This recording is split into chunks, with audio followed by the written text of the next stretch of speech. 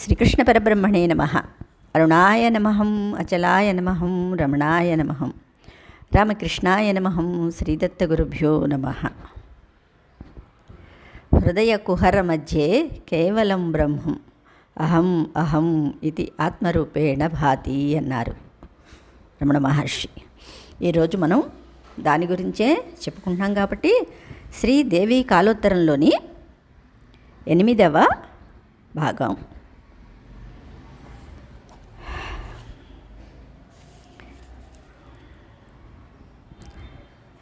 ఇప్పుడు ఏవేవి బంధమో వేటిని వదలాలో శివుడు పార్వతీదేవికి చెప్తున్నాడు. ఏది వదిలితే లాస్ట్కి ఏది మిగులుతుందో అది వదలడానికి లేదు, అది వదిలితే సర్వము కూడా మిగలదనమాట. అందుకని అది లేనిదే సృష్టి అనేదే లేదు. అందుకని దేనిని వదలాలి, ఏది సత్యము అంటే స్థిరంగా ఉండేది ఏది, దాని గురించే కదా మనం ఇప్పుడు చెప్పుకుంటున్నాం. అది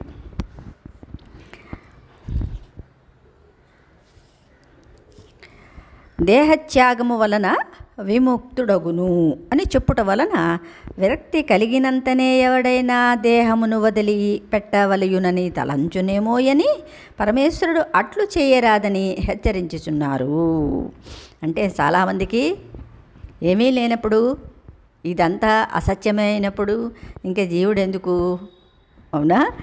కొంతమంది కష్టాలు కొరుచుకోలేక, కొంతమంది ఈ బాధల్ని తట్టుకోలేక దేహత్యాగం చేసేస్తే విముక్తి లభిస్తుందేమో అనుకుంటారు. కానీ అది సత్యం కాదు.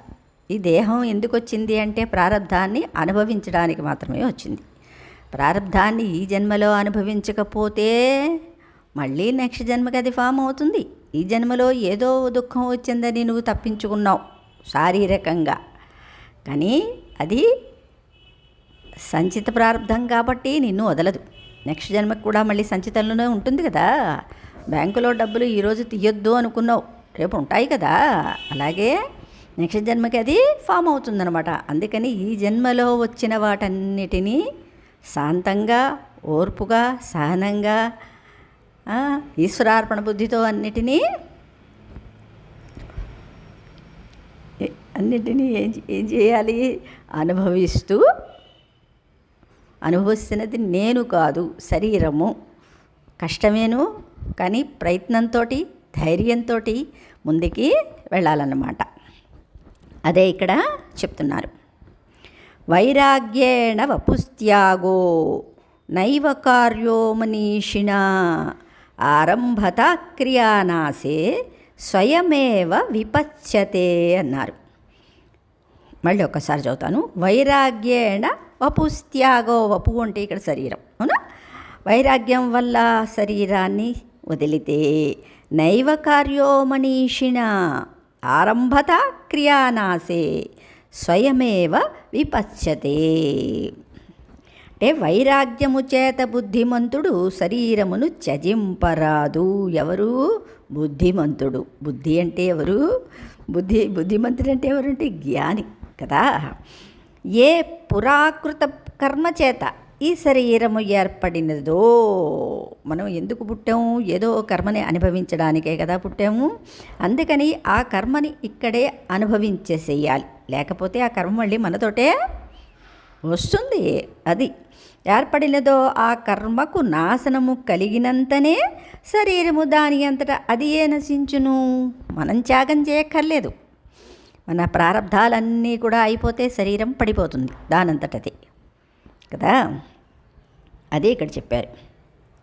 హృత్సరోజే అహం రూపా యాచితిర్నిర్మలాచల అహంకార పరిత్యాగాత్ సాచితిర్మోక్షదాయిని అన్నారు. చితి అంటే చితి అనుకోకండి, మనస్సు అనమాట ఇక్కడ, చిత్తం. మళ్ళీ హృత్సరోజే అహం రూపా యాచితిర్నిర్మలాచల అహంకార పరిత్యాగాత్ సాచితిర్మోక్షదాయిని అన్నారు. అంటే హృదయ పద్మమునందు నేను అని స్ఫురించుచున్న చైతన్యమేది కలదో అది ఏ అహంకార పరిత్యాగము వలన నిర్మలము నిశ్చలమునై మోక్షము ఒసంగును అన్నారు. ఫస్ట్ అహంకారంతో కూడిన నేను అది ఎప్పుడైతే నిర్మలమైపోతుందో అంటే నేను నాది అనే స్వభావాన్ని వదిలిపెడుతుందో అప్పుడు నిశ్చలం పవిత్రం అవుతుందన్నమాట. నిశ్చలమై మోక్షము నొసంగును. అదే మనస్సు, మళ్ళీ అదే చిత్తము. అవునా?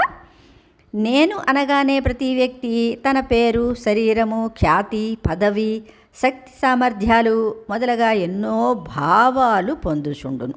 కావుననే ఎన్నో ఆలోచనలతో ఆవేశములతో ఎప్పుడునూ ఆ నేను అను చైతన్యము ఆవరించబడి చలించుచు మలినమై అహంకారమని చెప్పబడుచున్నది అన్నారు ఇక్కడ. ఈ అహంకారము వలన మమకారము కలుగుచున్నది. అహంకార మమకారములే సంసారమునకు మూలము. పరలుగా ఆవరించి ఉన్న ఈ అభిమానముల అన్నింటినీ తొలగించుకొని నేను అను కేవల చైతన్యమును గ్రహించినచో అది నిర్మలముగా నిశ్చలముగా ఆనందరూపముగా గోచరించును. అది అట్లు సదా గోచరించుటయే మోక్షము అన్నారు. అప్పుడప్పుడు కాదు. ఏదో మెడిటేషన్లో హాయిగా ఉన్నాం, మళ్ళీ బయటకు వస్తే ప్రపంచం ఎక్కడికైనా పోయిందా? అహంకారాలు ఏమైనా పోతున్నాయా? ఏమి పోవటం లేదు కదా. అందుకనే ఇక్కడ హెచ్చరిస్తున్నారు. సదా అంటే ఎల్లప్పుడూ కూడా నువ్వు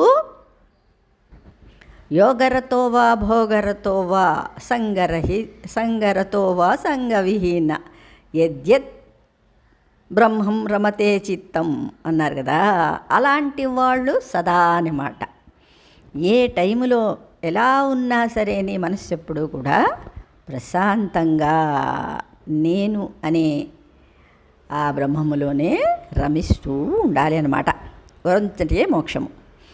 నేను తలంపును కేవలమైన ఆత్మ చైతన్యముగా గోచరింపజేసుకొనుటకు ఉపాయాలను ఉపదేశించుచున్నారు. అంటే పరమేశ్వరుడు ఏది కూడా వదిలిపెట్టి భగవద్గీతలో కృష్ణయ్య ఏది స్టెప్ బై స్టెప్గా చెప్పుకుంటూ వచ్చారో మరి ఆ రెమెడీ కూడా చెప్పాలి కదా. అందుకని పరమేశ్వరుడు ఇక్కడ మనకి చెప్తున్నారు ఉపాయాల్ని. సర్వోపాధి వినిర్ముక్తం చిద్రూపం యా నిరంతరం తచ్చిచ్చోహం అంటే తచ్చిచ్చోహం అహమితి ధ్యాత్వా సర్వాసక్తిం వివర్జయేత్ అన్నారు. అంటే తచ్చివోహం అన్నారు. అంటే ఆ మనస్సు ఎప్పుడు కూడా శివోహం నేను పరబ్రహ్మని నేను అంట అనుకుంటాం కదా, శివోహం అనుకోండి అని. అవునా? అదే సర్వోపాధి వినిర్ముక్తం చిద్రూపం యా నిరంతరం తశివోహం ఇది ధ్యాత్వా సర్వాసక్తిం వివర్జయేత్. అంటే ఉపాధులన్నింటి నుండి తొలగి తెంపు లేకుండా చైతన్యమాత్రముగా ఏది వెలుగుచున్నదో ఆ శివస్వరూపమే నేను అని ధ్యానించుచు ఆ ధ్యానము యొక్క బలము వలన క్రమముగా అన్ని విషయములందును ఆసక్తిని తొలగించుకొనవలెను. అందుకనే నామస్మరణ అన్యథా శరణం నాస్తి త్వమేవ శరణం మమ అని ఆత్మని పట్టుకోవాలన్నమాట. ఇక్కడ త్వమే శరణం మమ అంటే మళ్ళీ ఏదో ఒక మూర్తిని పట్టుకోవడం కాదు, నేను బ్రహ్మమే అనే శివోహం అనమాట. అవునా? అలా పట్టుకుంటే ఎప్పుడో ఒకప్పుడు ముక్తి అనేది జీవుడికి లభిస్తుందన్నమాట. భోగ విషయములందలి ఆసక్తియే జ్ఞానయోగమున ప్రబలమైన ప్రతిబంధకము. ఆత్మస్వరూపము ఏమియూ తెలియకపోయినను శాస్త్రమును అనుసరించి ఆచార్యుడు కావించు ఉపదేశమును నమ్మి ఉపాధులు లేనిది చైతన్యమాత్రమైనది అగు శివస్వరూపమే నేను శివోహం శివోహం అని ధ్యానించుచున్నచో ఆ ధ్యానము యొక్క బలము వలననే విషయముల యందలి ఆసక్తి క్రమంగా క్షీణించును అన్నారు. ఉపాయం ఒకటి చెప్పారు కదా, ఎలాగ విషయాలు ఎలా పోతాయి అంటే. అందుకనే కృష్ణయ్య అనన్యాచింతయంతో మాం అన్నారు. అక్కడ మాం అంటే అక్కడ కృష్ణయ్య కాదు, చిత్తిని అనమాట. అవునా? చిత్స్వరూపాన్ని నేనే అని ఆత్మబలాన్ని తెలుసుకుంటూ ఉండాలన్నమాట. శరీరము, మనస్సు మొదలగు ఆవరణములే ఉపాధులు.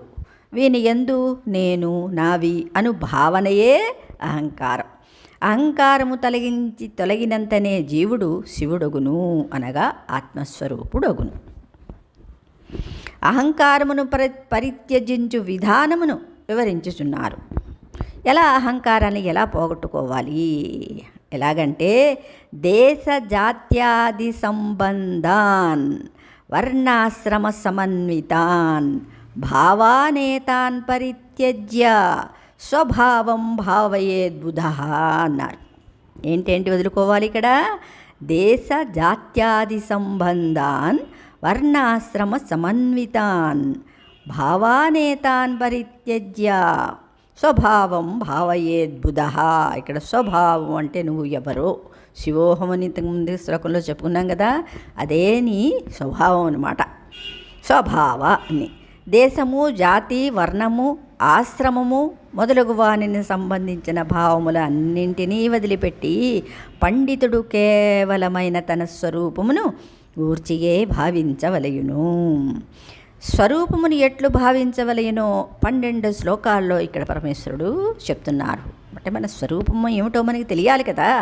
దాన్ని భావించాలి అంటే ఆ యొక్క స్వరూపం గురించి మనకి తెలియాలి. ఎవరినైనా పొగడాలి అంటే వాళ్ళ జీవిత చరిత్ర తెలియాలి కదా.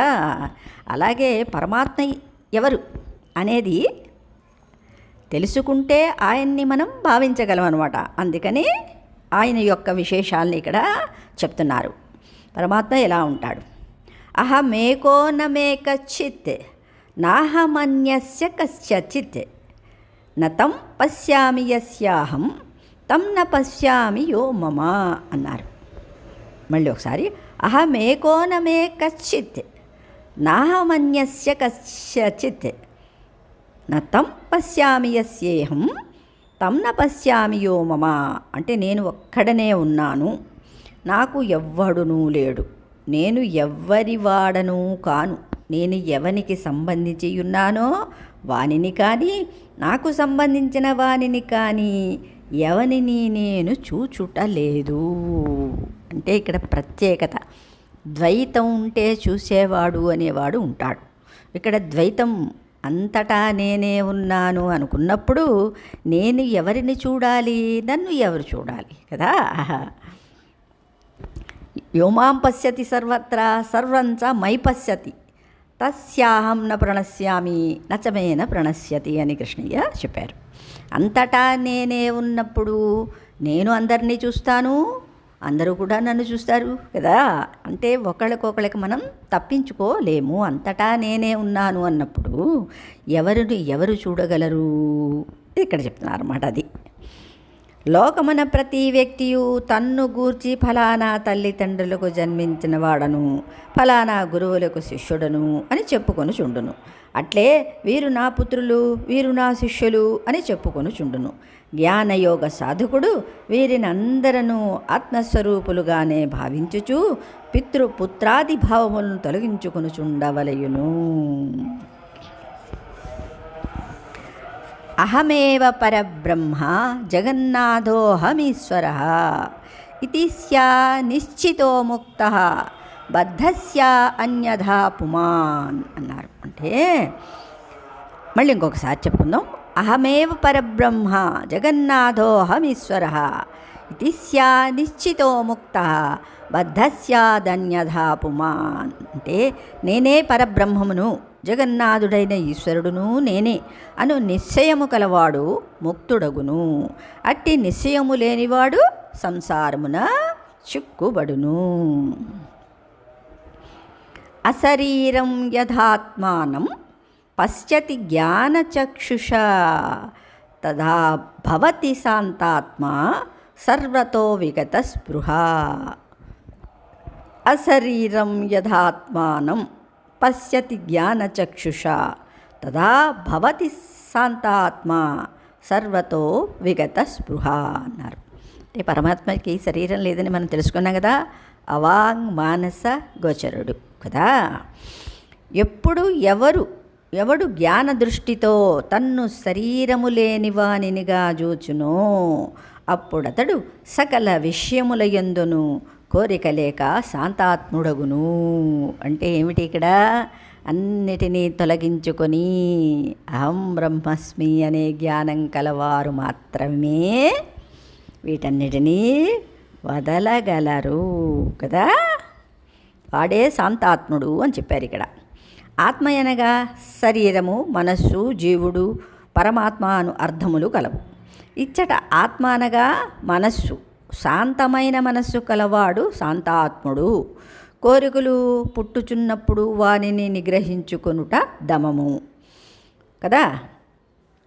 పుట్టుచున్న కోరికలను తీర్చుకొనకుండా వానిని నిలిపివేయుచున్నచో క్రమముగా కొంతకాలమునకు అవి పుట్టకుండా పోవును. ఆ స్థితి సమము. అందుకనే ఆత్మజ్ఞానానికి ముందు భగవద్గీతలోనే అధ ప్రథమాధ్యాయ, అధ అంటే వీటన్నిటికీ అంటే ముందు సమము దమము అంటే సాధనా చతుష్టయం కంపల్సరీ. అప్పుడే కానీ జ్ఞాన మార్గంలోకి ఎవరు కూడా ప్రవేశించలేరు. ఇవన్నీ అందుకే నేను ముందే చెప్పి తర్వాత అద్వైతాన్ని స్టార్ట్ చేశాను అన్నమాట కదా. క్రమముగా కొంతకాలమునకు అవి పుట్టకుండా పోవును. ఆ స్థితి సమము. సమము కలిగినది శాంతము కదా.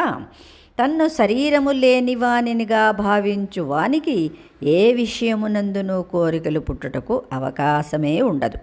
కోరికలు లేకున్నచో వానిని తీర్చుకొనుటకు ఏర్పడు తాపత్రయం ఉండదు. అట్టివాడు శాంతాత్ముడగును.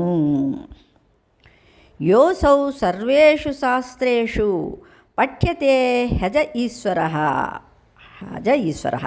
అకాయో నిర్గుణో ఆత్మ సోహమస్మి న సంశయ అన్నారు. మన వేదాల్లోని అధ్యాత్మలోని మొట్టమొదట మనం ఏం తెలుసుకుంటాము? సోహం కదా. ఎన్ని శాస్త్రాలు చదివినా ఎంత చేసినా ఫస్ట్ ముందు తత్వమసి ఇవన్నీ ఏమిటి తెలుసుకోవటం అనమాట. నువ్వు ఎవరో తెలుసుకోవటం. అది యోసౌ సర్వేషు శాస్త్రేషు పఠ్యతే హజ ఈశ్వర అకాయో నిర్గుణో ఆత్మ సోహమస్మి న సంశయ. ఇవన్నీ కూడా ఇవే చెప్తున్నావు, నీవు బ్రహ్మమే అని చెప్తున్నాయి కదా.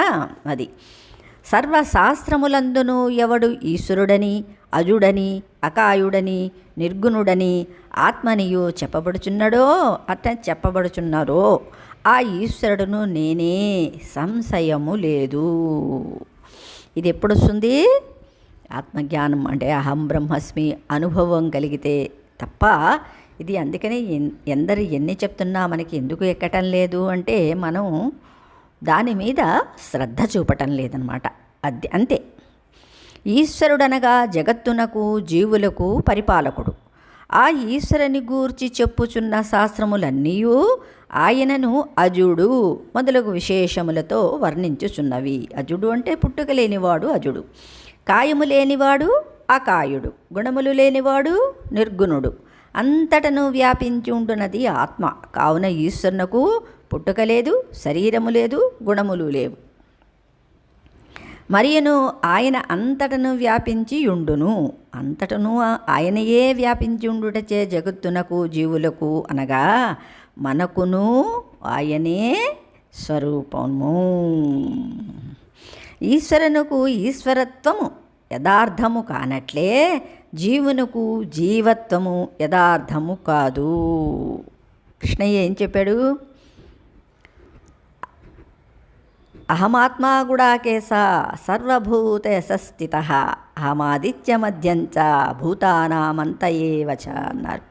సమస్త సృష్టిలోని కూడా ఆయన ఉన్నారు. హృదయసర్జన తిష్టతి కదా. ఈశ్వర సర్వభూతానాం హృదయసర్జన తిష్టతి. అంటే మనం గీత చదువుతున్నామంటే గీత ఎందుకు ఉపనిషత్ సారం అన్నారు అంటే అందుకే అన్నమాట. ఉపనిషత్తులో ఏది ఉందో గీతలోని భగవద్గీతలోని కూడా అదే ఉంది. భగవద్గీతను అందరూ కూడా బై హార్ట్ చేస్తున్నాం, కానీ దానిలో ఉన్న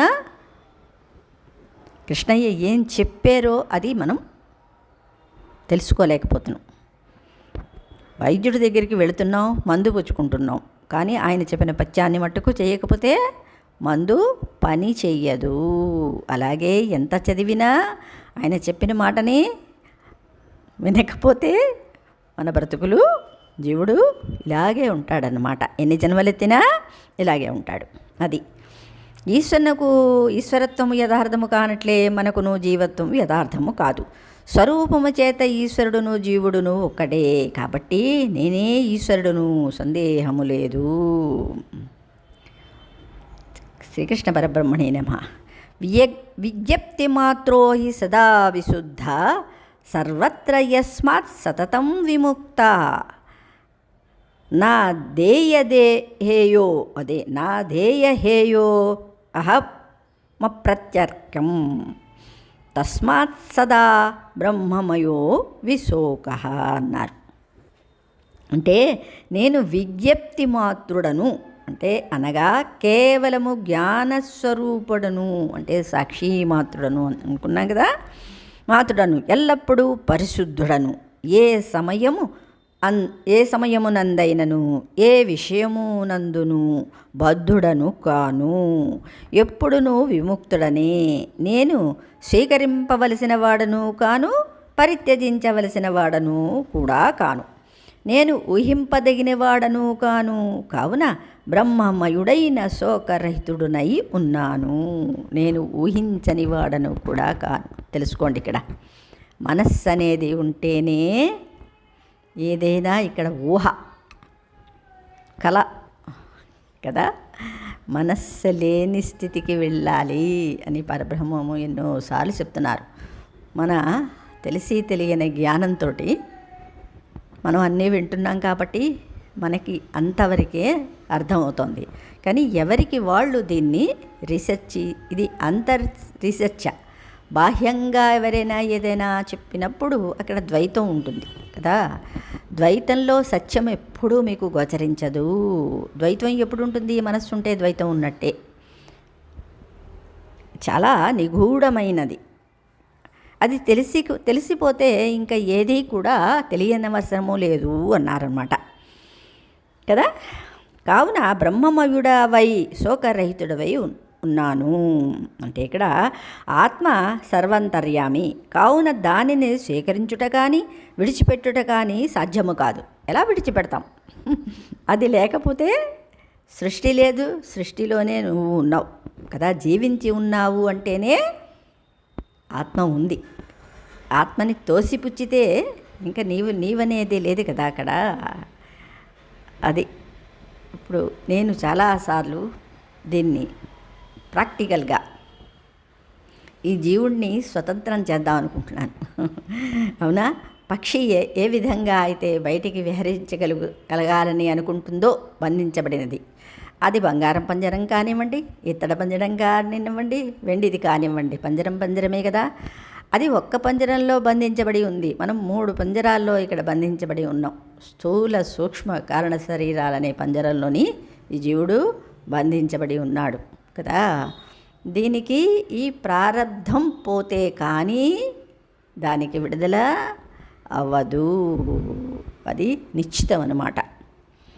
ఆత్మస్వరూపము అనుభవమున తెలుసుకోవలసినదే కానీ ఊహలచే తెలియబడినది కాదు. జగత్తు అంతను బ్రహ్మమయముగా చూచువానికి తనకన్నా భిన్నముగా రెండవ వస్తువే తోచదు. రెండవది లేనప్పుడు భయము కానీ శోకము కానీ కలుగుటకు ఆశయే ఉండదు. శ్రీకృష్ణ పరబ్రహ్మణే నమః. తర్వాత చెప్పుకుందాం. ఇప్పటి వరకు దీన్ని 1-2 సార్లు మననం చేస్తే కానీ బ్రహ్మ పదార్థము అర్థం కాదన్నమాట. శ్రీకృష్ణ పరబ్రహ్మణే నమః.